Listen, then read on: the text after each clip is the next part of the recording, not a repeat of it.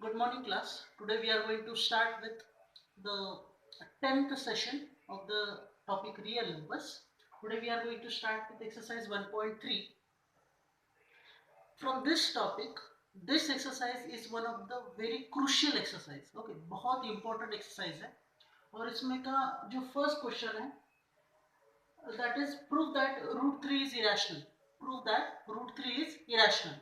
अब irrational का अर्थ है कि हमें इस नंबर को okay we have to represent this number as non terminating and non repeating number okay इस फॉर्म में हमें इसको शो करना है ओके तो हमें पता है कि कोई भी रैशनल नंबर जो है वो a अपॉन b के फॉर्म में नहीं लिखा जा सकता तो हम इसको कॉन्ट्रडिक्शन मेथड से सॉल्व करते हैं ओके पहले वाले सेशन में हम ऑलरेडी ऐसा एक क्वेश्चन कर चुके हैं रूट 2 वाला अब यहाँ पर रूट 3 है okay so let root 3 is a rational number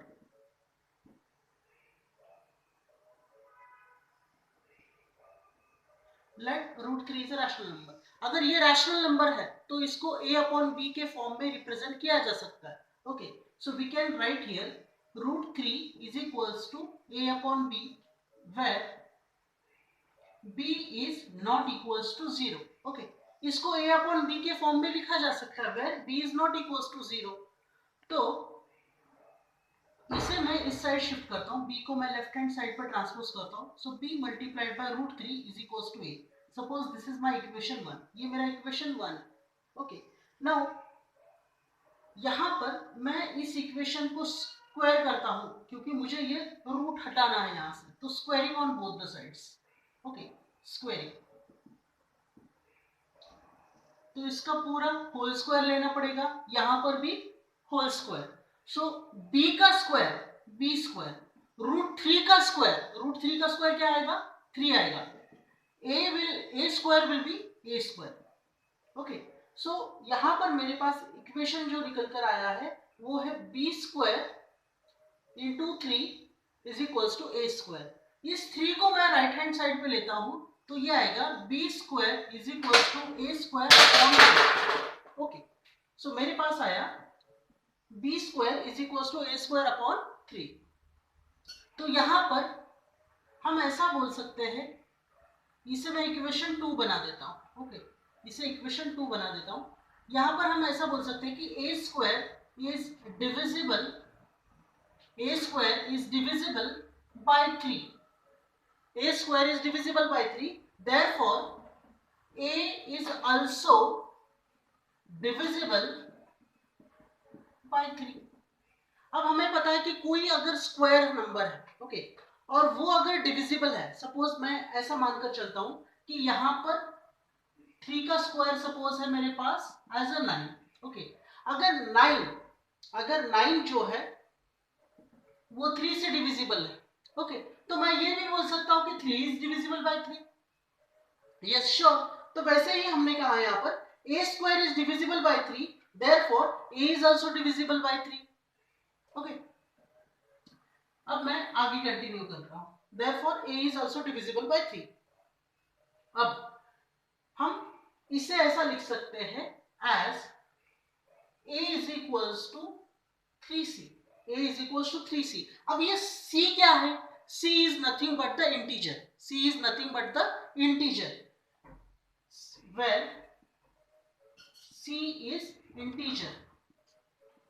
where c is integer okay अब यहाँ पर c हमारा इंटीजर है तो इसे मैं इक्वेशन 3 बना देता हूँ इस पूरे को मैं इक्वेशन 3 बना देता हूँ ओके अब इस इक्वेशन का मैं दोनों तरफ स्क्वायर करता हूं ओके स्क्वायरिंग तो ये आएगा आपके पास a square is equals to 3 का स्क्वायर 9 आएगा c का स्क्वायर 9c स्क्वायर आएगा तो आपके पास आया a square is equals to 9c square इसे मैं इक्वेशन 4 बना देता हूं okay this is my equation number 4 अब मैं यहाँ पर मेरे पास a square is equals to 9c square है और यहाँ पर a square is equals to b square cube है तो यहाँ पर भी a स्क्वायर है यहाँ पर भी a स्क्वायर है तो इस a स्क्वायर की वैल्यू को मैं इक्वेशन 2 में पुट अप करता हूँ इक्वेशन 2 क्या है हमारे पास b square into 3 is equal to a square. तो इस पूरे इक्वेशन को मैं यहां पर सब्स्टिट्यूट करता हूं, तो मेरे पास आएगा b square into 3 is equal to 9c square. Okay, इस 3 को मैं राइट हैंड साइड पर ट्रांसपोज करता हूं, तो मुझे मिलेगा b square is equal to 9c square upon 3। तो यहां पर आएगा b square is equal to 3c square. Okay, 3 one जा एंड 3 थ्री जा। अब इस 3 को मैं इस साइड शिफ्ट करता हूं, तो मुझे मिलेगा b square upon 3 is equal to c square. तो यहां पर हमें ये पता चल रहा है कि 3 इज इन द डिनोमिनेटर, इसका मतलब ये है कि b square is divisible by 3। Therefore b square is divisible by 3। Therefore b is also divisible by 3। Okay, जब बी स्क्वायर जो है वो 3 से डिविजिबल होगा, तो b also will be divisible by 3। Okay, अब यहां पर आप एक चीज देख सकते हो कि ए भी 3 से डिविजिबल है, बी भी 3 से डिविजिबल है। इसका मतलब यह है कि ये दोनों नंबर्स को प्राइम नहीं है। अगर ये दोनों को प्राइम नहीं है, तो इसका मतलब ये रैशनल नंबर नहीं है। Okay, it can not be represented in the form of rational number. As 3 is a factor for A and B, therefore they are not co-prime. They are not co-prime. It means our assumption is wrong. Therefore root 3 is a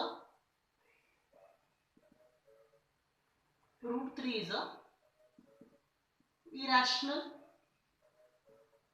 number. Root 3 is a irrational number. तो ये था हमारा सारा proof root 3 के लिए।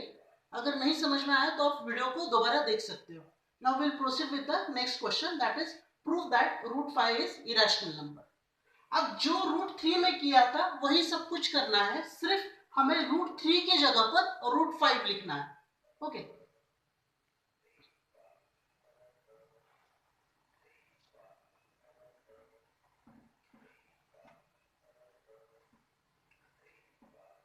now question is prove that root 5 is irrational number.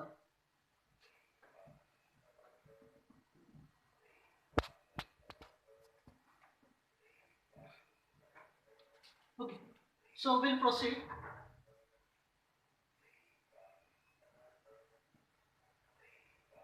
Prove that root 5 is irrational number. Okay, prove that root 5 is irrational number. So यहाँ पर हम ऐसा लिखेंगे, इसको कॉन्ट्रडिक्शन मेथड जैसा अब तक हमने किया है उसी मेथड से हम इसको करेंगे। Let root 5 is a rational number. Let root 5 is a rational number. Okay, अब अगर root 5 is a rational number तो इसे हम रिप्रेजेंट कर सकते हैं फॉर्म में root 5 is equals to a upon b, where b is not equals to 0, where b is not equals to 0, where b is not equals to 0, b into root 5 is equals to a. Okay, ये हमारा equation 1 बनकर आया है। This is our equation number 1। अब इस equation 1 को हम दोनों तरफ स्क्वायर कर सकते हैं, तो ये आएगा आपके पास b into root 5 square is equals to a square. तो ये आएगा आपके पास b square into 5 is equals to a square. ये आपका इक्वेशन नंबर 2 बनेगा। b square into 5 is equals to a square, ये आपका इक्वेशन नंबर 2 बना है यहाँ पर। अब आप एक काम कर सकते हो, इस 5 को इस साइड शिफ्ट करो, तो ये होगा b square is equals to a square upon 5। इसका मतलब ये है कि a square is divisible by 5, therefore a square is divisible by 5, therefore a is also divisible by 5, इसका मतलब ये है कि a is also divisible by 5।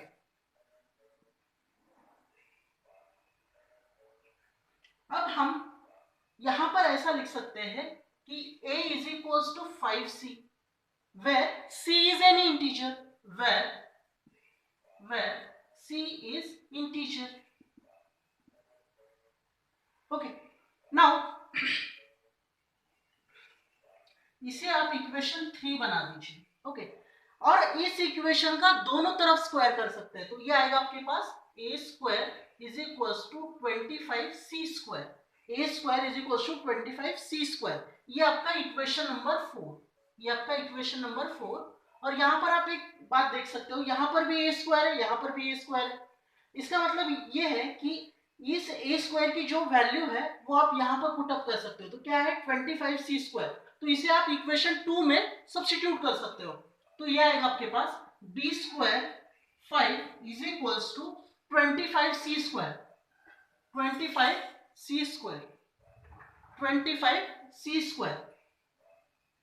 b square is equals to 25c square upon 5, तो b square is equals to 5c square. Okay, अब आप यहां पर एक बात देख सकते हो कि इस 5 को आप इस साइड शिफ्ट करो, तो ये बनेगा आपके पास b square upon 5 is equals to c square. इसका मतलब ये हुआ कि b square is divisible by 5, therefore b square is divisible by 5, therefore b is also divisible by 5। Okay, जब b स्क्वायर 5 से डिविजिबल होगा तो b also will be divisible by 5। अब यहां पर आप एक बात देख सकते हो कि जो 5 है वो दोनों का भी कॉमन फैक्टर है। किसका? यहां पर देखो 5 जो है a is also divisible by 5, यानी a का भी फैक्टर 5 है और b का भी फैक्टर 5 है, तो ये हो ही नहीं सकता। इसका मतलब ये है कि ये दोनों नंबर्स है जो है वो को प्राइम नहीं है। अगर ये को प्राइम नहीं है तो ये रैशनल नंबर नहीं हो सकता, इसको रैशनल नंबर के फॉर्म में रिप्रेजेंट नहीं किया जा सकता। We know the definition of rational number, that is any rational number is represented in the form of a coprime numbers. और को प्राइम क्या होते हैं कि जिनका हाईएस्ट कॉमन फैक्टर 1 होता है, पर यहाँ पर हाईएस्ट कॉमन फैक्टर क्या आ रहा है? 5 आ रहा है। किसका? a और b का। इसका मतलब ये है कि a और b को प्राइम नहीं है, therefore our assumption is wrong। और हमारा assumption क्या था कि √5 is a rational number। okay, therefore our assumption is wrong as a and b have same common factor as 5, therefore √5 is irrational। √5 is a irrational number। so यहां से लेकर यहां तक जो पूरा प्रूफ है वो एक ही बेसिक कंसेप्ट पे है कि जब कोई भी rational number a upon b के फॉर्म में लिखा जाएगा तो हमें एक चीज का ध्यान रखना है कि a और b के कोई भी कॉमन फैक्टर नहीं होने चाहिए। किसके अलावा? 1 के अलावा। पर यहाँ पर कॉमन फैक्टर क्या आ रहा था? 5 था। यहाँ पर भी कॉमन फैक्टर 5 था। तो इसका मतलब ये है कि 5 दोनों का कॉमन फैक्टर है। 5 is a factor for both the number, इसीलिए वो को प्राइम नहीं है। अगर वो को प्राइम नहीं है तो √5 रैशनल नहीं हो सकता। अगर वो रैशनल नहीं है तो वो इरैशनल है। तो इस तरह से हमने सेकेंड क्वेश्चन भी पूरा किया, जो कि था prove that √5 is a irrational number. So इसी के साथ आज हमने ये दो बहुत ही इंपॉर्टेंट क्वेश्चंस किए हैं जिनकी बोर्ड में आने की बहुत ज्यादा संभावना है। अगर नहीं समझ में आया तो आप वीडियो को दोबारा देख सकते हो। You can continue with your studies. Okay, अगर कुछ डाउट रहा तो पर्सनली आप मुझे व्हाट्सएप पे पूछ सकते हो। Okay, thank you very much.